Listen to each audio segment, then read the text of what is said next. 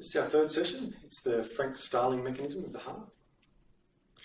Again, the general way we'll go through this will be to go through some questions, go through some background, we'll go through what I'll answer. Try to get these talks in order. We assume a little bit of knowledge. I'll slip through a bit of it quite quickly on this one. The way that questions are asked for this are pretty straightforward. There's only so many things they can ask. Again, if you understand the sequence of events that lead up to the questions, i.e. the background knowledge, it's pretty logical to answer this and all the other cardiovascular curves that you can be asked to draw.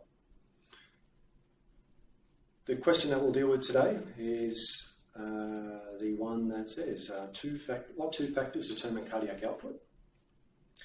Then we'll be asked to draw and show the Frank Starling law as it relates to cardiac muscle.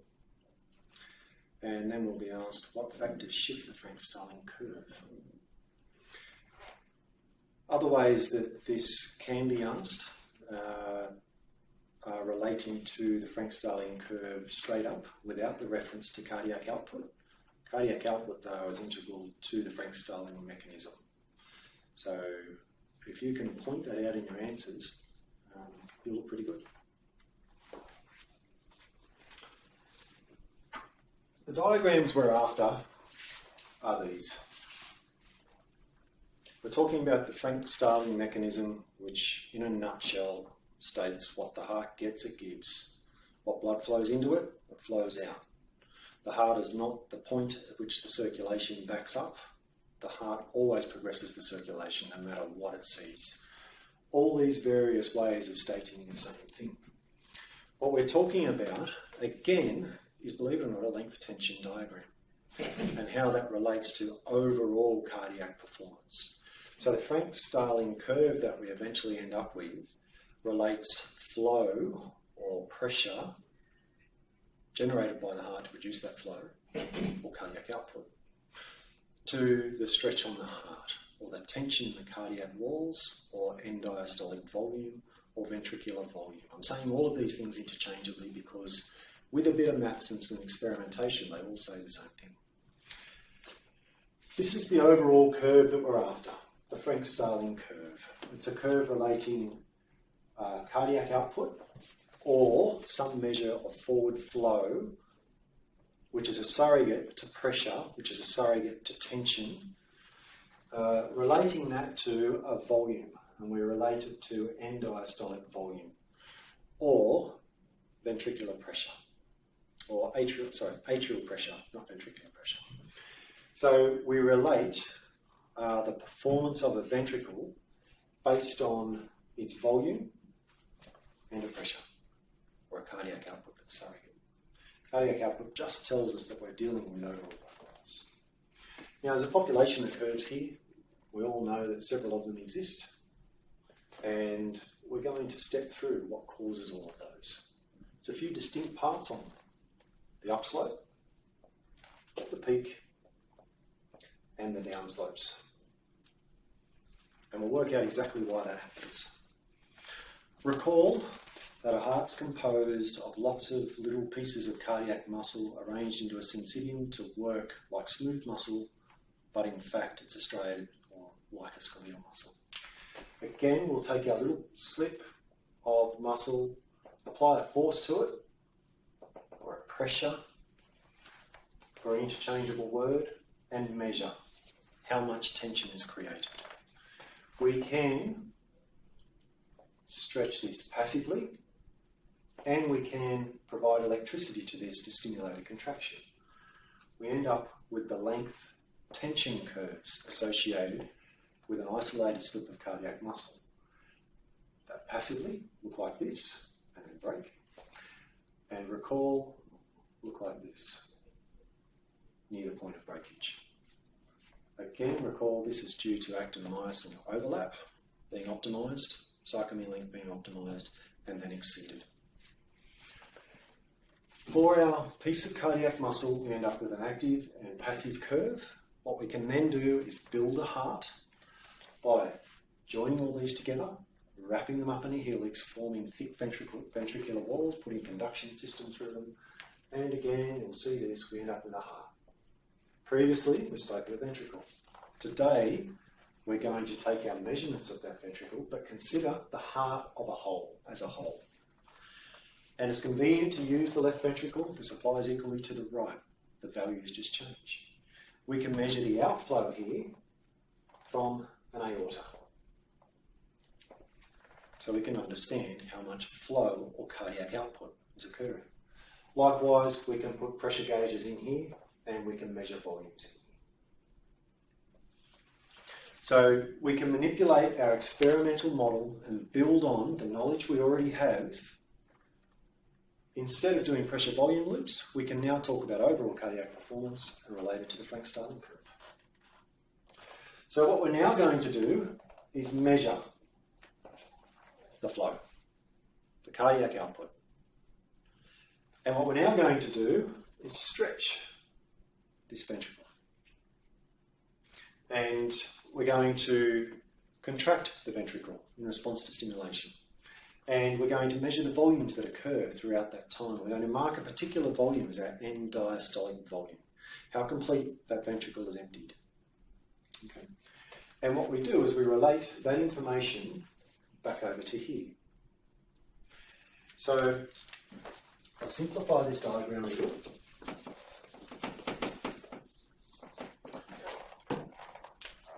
Again, with a set of axes, some labels, cardiac output, end diastolic volume. We have lines, and we'll just deal with a single curve for now. And I'll dot the last piece of it. What we're talking about here is that a given end diastolic volume, we produce cardiac output. That's pretty simple. If your end diastolic volume sits at about 50 mils, you produce a cardiac output. If we talk about distending a ventricle, i.e. putting more blood in that ventricle, and if you can imagine in an intact circulation, the way we put more blood into that ventricle is through venous return, i.e. the other way you see this curve written. If we distend that ventricle, we may distend it up to 60 mils. What we note is a new value for cardiac output, and it's higher. In fact, for a small change here, we produce a dramatic change here. That's what the slope on this curve says. So it's worth noting that we're talking about changes of cardiac output beat to beat for a given ventricle at different sizes. So if you can imagine venous return governs the size. The more venous return we have to the heart, the more the stroke volume will be. And that's the other value we talk about over here, stroke volume.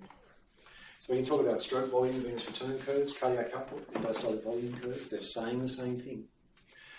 We talk about increasing our end diastolic volumes or increasing our venous return. We can increase our cardiac output. Now, if we relate all of those values of end diastolic volume for our particular ventricle in its way of performing at this point in time, we can start with lower volumes, end up with lower cardiac outputs, higher volumes, higher cardiac outputs, and we can distend that ventricle even further to a point where for our given ventricle at this given point in time, there's a peak, and it's capable of attaining that cardiac output. And so what we talk about is the peak cardiac output of this ventricle. That corresponds to this plateau. So what we're getting is really close to this point. Our cardiac output is maintained for an amount of stretch. And then what we're going to do is exceed the ability of our piece of cardiac muscle, our entire heart, to produce tension or to produce a stroke volume or a force of contraction or a cardiac output or a flow. So what then happens is that for any further increase in end diastolic volume, we end up with a decrease in cardiac output, such that at this point, we end up with a decrease in cardiac output.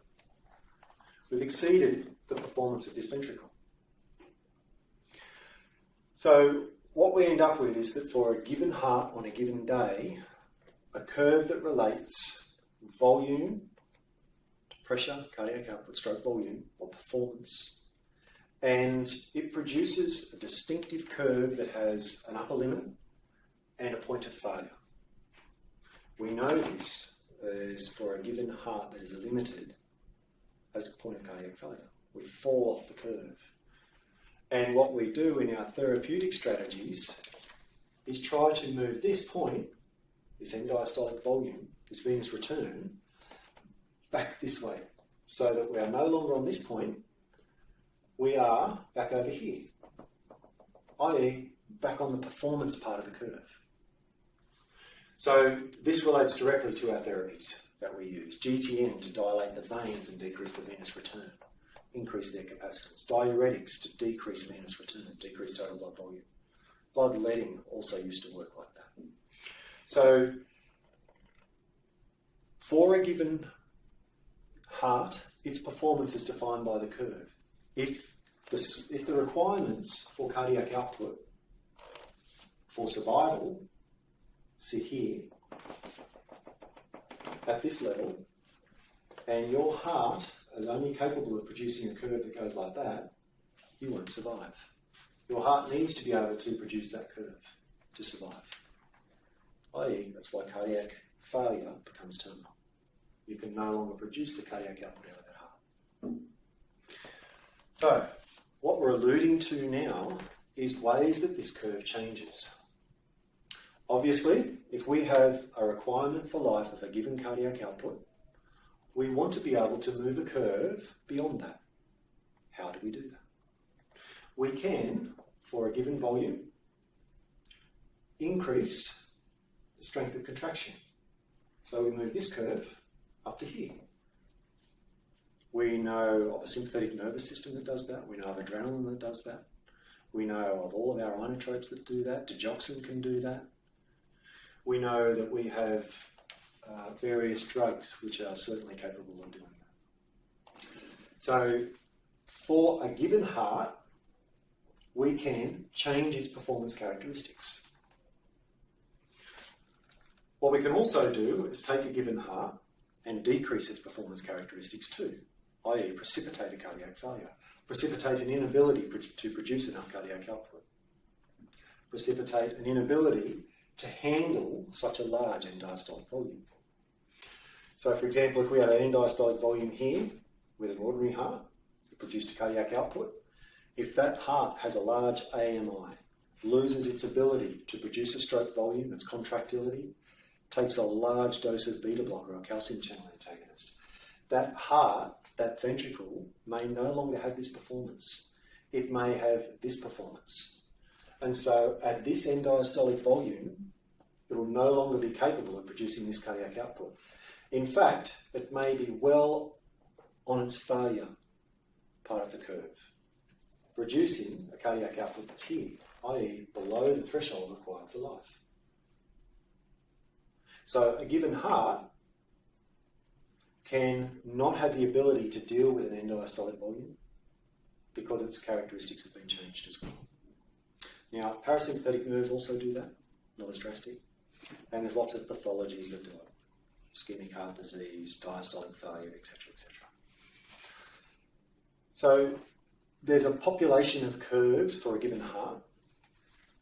A heart is defined by a single curve at a single point in time, and there's lots of things we manipulate to deal with pathologies that change the curves to our advantage.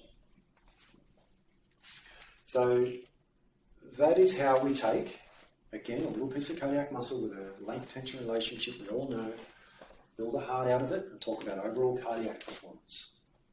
And that is the Frank Starling mechanism. I'll answer a question. Okay, so for the question in cardiovascular viva on the Frank Starling curve, you can be asked, what two factors determine cardiac output? Cardiac output is the total flow out of the heart, and it's determined purely by stroke volume and heart rate. Increasing heart rate increases cardiac output. Increasing stroke volume increases cardiac output. Cardiac output is therefore influenced by factors that increase or decrease stroke volume, such as the sympathetic parasympathetic nervous system. Likewise, heart rate, sympathetic parasympathetic nervous system, many of our drugs and pathologies.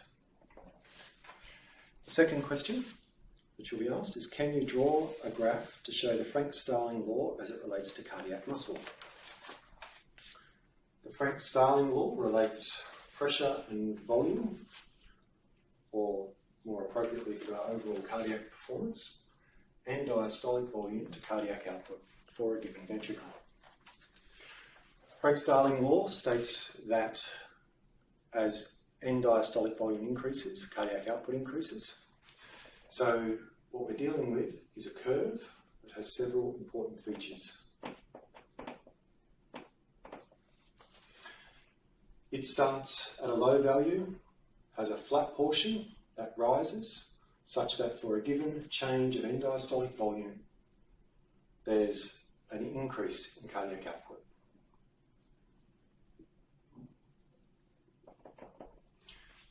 That end diastolic volume is associated with a peak cardiac output, such that further increases in end diastolic volume result in failure or decreased cardiac output. End diastolic volume.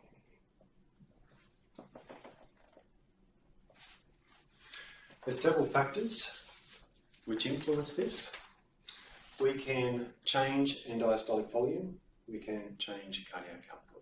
For a given heart on a given point in time, this curve is fully described but can be manipulated.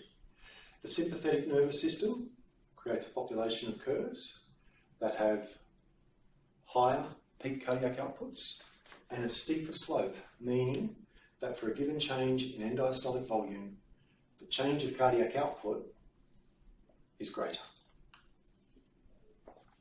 or an additional curve. Likewise, the parasympathetic nervous system can change the curve, such that for a given cardiac output curve, given end diastolic volume, the change in cardiac output is less. There's several other conditions which can produce a decreased cardiac output curve, such as ischemic heart disease, a lot of our toxicologies, calcium channel antagonists, beta blockers, several other factors that can increase these curves, such as sympathetic nervous system, adrenergic drugs, and inotropics.